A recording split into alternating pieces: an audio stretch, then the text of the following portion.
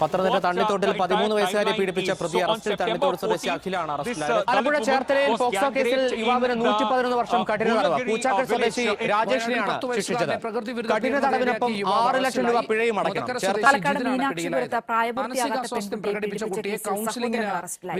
കൊത്തയിൽ 8 വയസ്സുകാരിയെ ബലാത്സംഗം ചെയ്ത് കൊലപ്പെടുത്തിയ കേസിൽ വിചാരണ ഇന്ന് ആരംഭിക്കും. നമസ്കാരം. ഇന്ന് വളരെ പ്രധാനപ്പെട്ട വിഷയമാണ് ചർച്ച ചെയ്യാൻ പോകുന്നത്. പോക്സോ കേസുകളും ഇരകളും എന്നതാണ് ഇന്നത്തെ വിഷയം. പ്രായപൂർത്തിയാകാത്ത കുട്ടികൾ ലൈംഗിക പീഡനത്തിനും അതിക്രമങ്ങൾക്ക് ബലിയാവുന്ന കേസുകളെയാണ് പോക്സോ അഥവാ protection of children from sexual offences കേസുകൾ എന്ന് പറയുന്നത്. നമുക്കറിയാം, രാജ്യത്തുടനീളം ഇത്തരത്തിലുള്ള കേസുകൾ റിപ്പോർട്ട് ചെയ്യപ്പെടുന്നുണ്ട്. നമ്മുടെ കേരളത്തിലും കേസുകൾ റിപ്പോർട്ട് ചെയ്യപ്പെടുന്നുണ്ട്. ഇത്തരത്തിൽ അതിക്രമങ്ങൾക്ക് ഇരയാകുന്ന ഇരകൾക്കുണ്ടാകുന്ന ആഘാതം വളരെ വലുതാണെന്ന് എടുത്തു പറയേണ്ടതില്ലല്ലോ. നിയമപരമായി എത്ര പേർ ശിക്ഷിക്കപ്പെടുന്നുണ്ടെന്നും കേസിന്റെ അവസ്ഥ എന്താണെന്നും അറിയാനാണ് നമ്മൾ ഇന്നിവിടെ ഒത്തുകൂടിയിരിക്കുന്നത്. ഇന്ന് നമ്മോടൊപ്പമുള്ളത് ഇടുക്കി ജില്ലാ കോടതിയിലെ അഭിഭാഷക കൂടിയായ അഡ്വക്കേറ്റ് ഹിമയാണ്. ജില്ലാ ലീഗൽ സർവീസ് അതോറിറ്റിയിലും ചൈൽഡ് വെൽഫെയർ കമ്മിറ്റിയിലും അംഗം കൂടിയാണ് അഡ്വക്കേറ്റ് ഹിമ. സ്വാഗതം മാഡം. ഹലോ വീണ.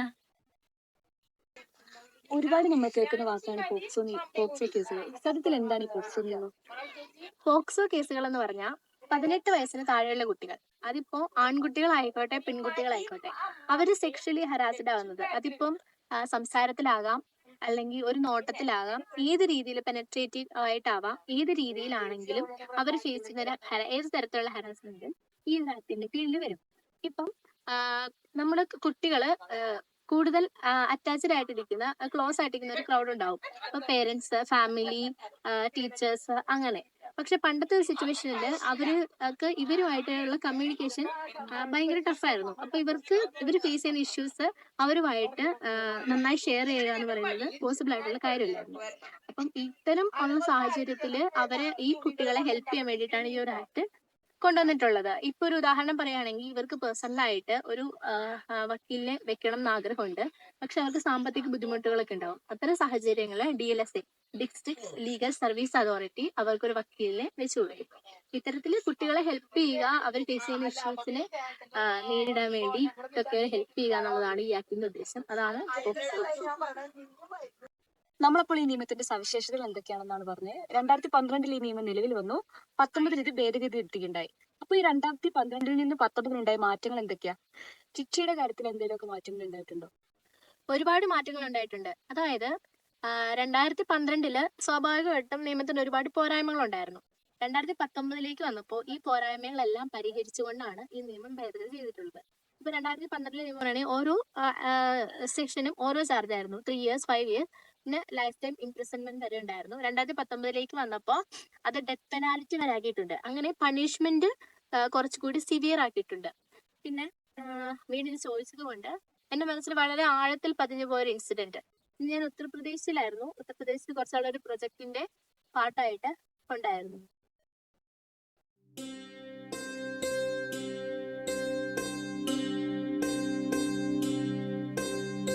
ഒരു കുടം പാറ് ഒല്ലി അടുത്താൽ ചൊല്ലാം, ഒരു മിളിന്തിയിൽ കാളിയാക്ക് മറുമിളിന്തിയിൽ മനമുട്ട്, ഇരുമിളിന്തിയും കറ്റാണെ കറ്റാൽ നിന്നെ കട്ടാള, എന്ത് കട്ട് ചീല് കട്ട്, എന്ത് ചീല് പാട്ട് ചീല്, എന്ത് പാട്ട് നിന്റെ പാട്ട്, എന്ത് നീ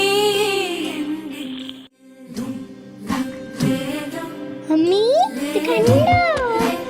ഹലോ, സ്കൂളിലൊക്കെ പോയോ? നാളെ എന്റെ മോളുടെ ബർത്ത്ഡേ അല്ലേ? എന്നെ മേടിച്ചേക്കുന്നേ നോക്കിക്കേ.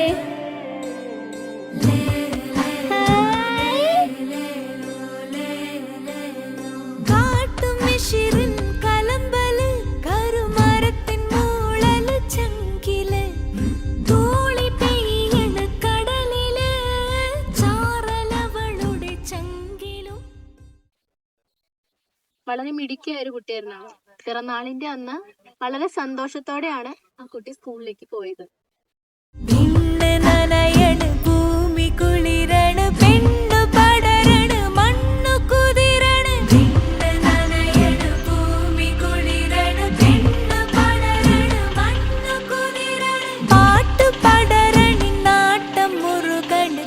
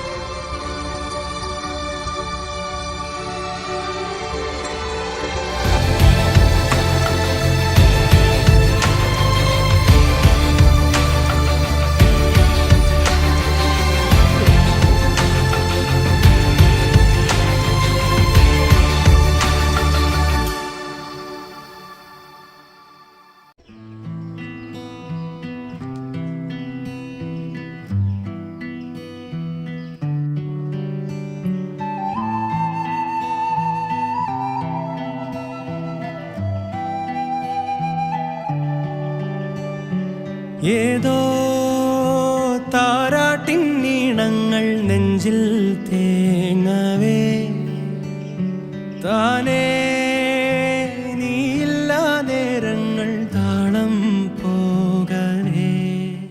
അന്നത്തെ പത്രങ്ങളിലും ചാനലുകളിലും എല്ലാം അത് വലിയ വാർത്തയായിരുന്നു.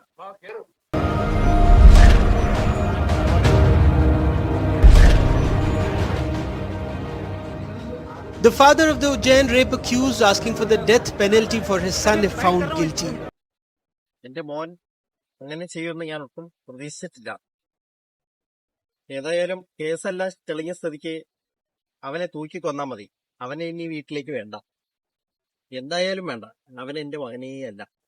The police said that it took an extraordinary effort to crack the case, interrogating hundreds of people, scanning footage from over 700 CCTV cameras before they found links to the main accused, an auto driver who allegedly picked up the survivor from the Ujjain railway station. But the question is, why the police not acting against those who did not help the survivor as she walked on the streets of Ujjain for hours? ആ കുഞ്ഞിനെ 8 കിലോമീറ്ററോളം നടത്തിച്ച ആ കുഞ്ഞിന് മുന്നിൽ കൊട്ടിയടയ്ക്കപ്പെട്ട ഓരോ വാതിലുകളും അവർക്കും പ്രതിക്കൊപ്പം തത്തുല്യമോ അതിനടുത്തോ ആയ ശിക്ഷ നൽകണമെന്ന് നമ്മൾ ഓരോരുത്തരും ആഗ്രഹിക്കും. അതാണ് 2019 വന്നപ്പോൾ നമ്മുടെ പോക്സോ റൂളിൽ വന്ന ഏറ്റവും പ്രധാനപ്പെട്ട മാറ്റം. ഈ ഒരു അനുഭവം കേട്ടതുകൊണ്ട് തന്നെ എനിക്കൊരു കാര്യം ചോദിക്കാനുണ്ട് മാം. ഒരു പെൺകുട്ടിക്ക് ലഭിക്കേണ്ടിയിരുന്ന നീതിയുടെ കത്തിയിരുന്ന ചാരത്തിന് മുകളിൽ നിന്നുകൊണ്ട് അവളുടെ അമ്മയുടെ നേർക്ക്, കുടുംബത്തിൻ്റെ നേർക്ക്, പണത്തിൻ്റെ മൂർച്ചയുള്ള മുറിവിൽ നിന്നുകൊണ്ടാണ് നമ്മൾ ഇന്ന് ഈ ചർച്ച നടത്തുന്നത്. ഒരൊറ്റ ചോദ്യം മാത്രം: എന്താണ് ഈ നീതിയും നിയമവും തമ്മിലുള്ള വ്യത്യാസം? Is justice still uphold? നിയമം നടപ്പിലാക്കുന്നത് എല്ലായ്പ്പോഴും നീതിയാണെന്ന് ഞാൻ വിശ്വസിക്കുന്നില്ല. കാരണം നമുക്കറിയാം, നിർഭയയുടെ കേസിൽ 2012 അവർക്ക് വധശിക്ഷ വിധിച്ചത്. അത് നിർഭയയ്ക്ക് ലഭിച്ച നീതിയാണ് എന്ന് പറയണമെങ്കിൽ അതിനുശേഷവും അങ്ങനെയുള്ള കേസുകൾ ഉണ്ടാവാൻ പാടില്ലായിരുന്നു. പക്ഷെ നമ്മളിപ്പോൾ ഞാൻ പറഞ്ഞ അനുഭവം, ആ കുഞ്ഞിന്റെ അനുഭവം, അതുപോലെ തന്നെ നമ്മൾ നിലവിൽ ഈ ചർച്ച നടത്താനുണ്ടായ സാഹചര്യം, ഹദ്രാസിൽ ഒരു പെൺകുട്ടിയെ കത്തിച്ചു കൊന്നു, അത്തരം സാഹചര്യങ്ങൾ വീണ്ടും വീണ്ടും ഉണ്ടായിക്കൊണ്ടിരിക്കുകയാണ്. അപ്പോൾ ഒരിക്കലും എന്ത് സംഭവിച്ചിട്ടില്ല, നീതി നടപ്പിലായിട്ടില്ല. അതുകൊണ്ട് തന്നെ നീതിയും നിയമവും വ്യത്യസ്തമാണ്. ഇത്രയും വിലയേറിയ സമയം ഞങ്ങൾക്കായി മാറ്റിവെച്ചതിനും ഈ വിഷയത്തെപ്പറ്റി ഇത്രയും ആർദ്രവുമായി ഞങ്ങളോട് സംസാരിച്ചതിനും മാമിന് ഒത്തിരി നന്ദി. താങ്ക് യു വീണ. തന്നെത്താനേ തീരുന്നെന്നോ തീരാനോവായി നീളുന്നോ കാറും കോളും കൂടുന്നെന്നോ തോരാതെന്തേ പെയ്യുന്നോ ഉള്ളിൽ തീയായാളുന്നെന്നോ കാലം കാണുന്നില്ലെന്നോ രാവും ദൂരെ ചായുന്നെന്നോ നേരം താനേ തീരുന്നോ.